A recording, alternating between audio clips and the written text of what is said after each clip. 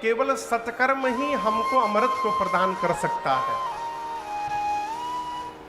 क्या करे महाराज? कुछ भी कर सकते हैं, कुछ भी कर सकते हैं। वर्तमान समय में यदि आप परमार्थ करना चाहते हैं तो मैं आपसे निवेदन करूं, यज्ञ बाद में करिए, पहले अपने गांव में, अपने खेत में वृक्षारोपण करिए। आज के समय में पेड़ लगाना इतना आवश्यक है, आप उसकी कल्पना नहीं कर सकते। मैंने भारत सरकार से निवेदन किया है कि आप जो ये 4 लेन 8 लेन एक्सप्रेसवे का टेंडर देते हैं, जो टेंडर लेता है उसके साथ ये भी क्लॉज में लिखिए कि आपको सड़क के दोनों तरफ वृक्ष लगाने हैं,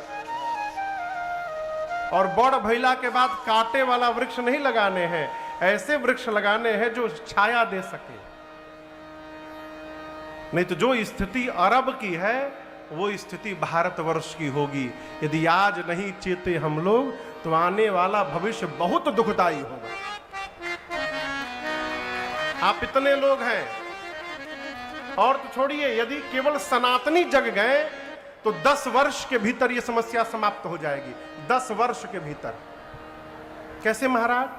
जितने हम सनातनी हैं, घर में कोई जन्मदिन आवे, घर में यदि विवाह की वर्षगांठ आवे, घर में कोई मांगलिक कार्य आवे, उस उपलक्ष्य में एक पेड़ लगाइए। कौन सा पेड़ लगाएं? आम का पेड़ लगाइए, नीम का पेड़ लगाइए, पीपल का, बरगद का पेड़ लगाइए। क्यों? जिससे समाज को ऑक्सीजन मिल सके। पेड़ होंगे। दुबई में पेड़ काट देने पर मृत्यु की सजा हो जाती है, मृत्यु की सजा। आप सोच नहीं सकते, रेगिस्तान में बालू पर जो हरियाली वहां खिली है, आप उसकी कल्पना नहीं कर सकते। वहां उतना मूल्य है उसका। हम लोग काटे पड़े हैं, जब देखो जेकरा माना तो वही काट के लेके चल जाता है। क्या विकास है? अच्छी बात, विकास करिए, लेकिन जितने पेड़ कट रहे हैं उससे अधिक वृक्ष लगाने चाहिए। समाज इसके प्रति जागरूक यदि नहीं होगा तो यहां पर बैठी सरकार कुछ नहीं कर सकती। हमको आपको जगना पड़ेगा इसके लिए।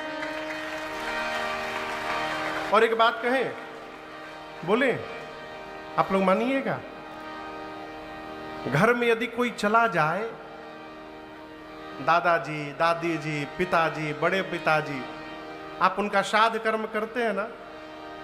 श्राद्ध कर्म के दिन, तेरही के दिन, चाहे एकादशाह के दिन जो दाग लिया है उसके हाथ से एक वृक्षारोपण कराइए। किसके नाम से? जो चला गया है उसके नाम से। उस वृक्ष की रक्षा करिए। जब बड़ा हो जाए वो वृक्ष, तो जिसके नाम से वृक्ष लगाया गया है उसके नाम का नेम प्लेट बनाकर उस वृक्ष में ठुकवा दीजिए। इससे क्या होगा महाराज? आपकी आने वाली पीढ़ी जब जब उस वृक्ष को देखेगी, उनको अपने पूर्वजों की याद आएगी और उनको प्रणाम करेंगे। बहुत सारे लोग आज ऐसे हैं, उनसे पूछिए कि पर बाबा के क्या नाम रहे? महाराज मुहुए में बावत तो लिखे हमारे, पर बाबा तो ढेर दूर, बाबा के नाम लिखे याद लोग के। यही कारण है। कम से कम जब जब पेड़वा देखेंगे बाबा पर बाबा याद तो आएंगे। ये भाव जगेगा कि हमारे बाबूजी के नाम का पेड़ है। जो श्रद्धा पिता के प्रति थी वो श्रद्धा उस वृक्ष के प्रति जागृत हो जाएगा। ये बहुत कठिन काम नहीं बोल रहा हूं आप लोग को। समाज में हमको शरीर मिला है तो हमारा समाज के प्रति कोई दायित्व है।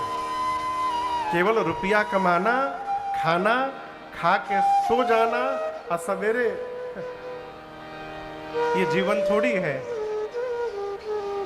आपको सुनकर आश्चर्य होगा, दक्षिण भारत में एक आदमी रोज एक पेड़ लगाता था, नित्य एक पेड़ लगाता था और उस पेड़ की रक्षा भी करता था। एक पेड़ लगाते लगाते उस आदमी ने 10 साल में जंगल खड़ा कर दिया। जंगल। भारत सरकार ने बुलाकर उनको उपहार दिया, पुरस्कृत किया गया पद्म विभूषण से। ये क्या है, छोटा सा आदमी कर सकता है, हम आप क्यों नहीं कर सकते हैं? समाज के प्रति जागरूक होइए। जिस धरती में, जिस गांव में, जिस प्रदेश में शरीर मिला है, उस मिट्टी का हमारे ऊपर ऋण है। हर व्यक्ति को मां ने अवसर दिया है अपने ऋण को उतारने का। ये परमार्थ है, ये सत्कर्म है। हम कृष्णा जी से निवेदन करेंगे, आपने यज्ञ कराया, आपने ये कथा कराई, इसके उपलक्ष्य में 4 से 5 दिन के भीतर कम से कम 11 वृक्ष का रोपण कराइए। और वृक्षारोपण करने के बाद उसमें वो जाली लगवाइए गोल वाला, जिसके कोई पशु आकर खा न जाए उसको, जब तक वो बड़ा ना हो जाए। और आप लोगों से भी मेरी प्रार्थना है, आप लोग 2 दिन आज कथा सुने, कल भी सुनेंगे, 3 दिन कथा सुने, कुछ दक्षिणा देंगे हमको आप लोग? कहिए। तो यदि दक्षिणा देना चाहते हैं तो मेरी प्रार्थना स्वीकार करिए, सब लोग कोई ना कोई वृक्ष लगा दीजिएगा अपने अगल बगल। लेकिन एक प्रार्थना और, यूकोलिप्टस न लगाइएगा कि महाराज 5 साल में बड़ हो जाए लमहर तो काट के बेच दे। ऐसा पेड़ न लगाइए जिसको काटना पड़े, ऐसा पेड़ लगाइए जो आपके कष्ट को काट दे, आपकी समस्या समाप्त कर दे।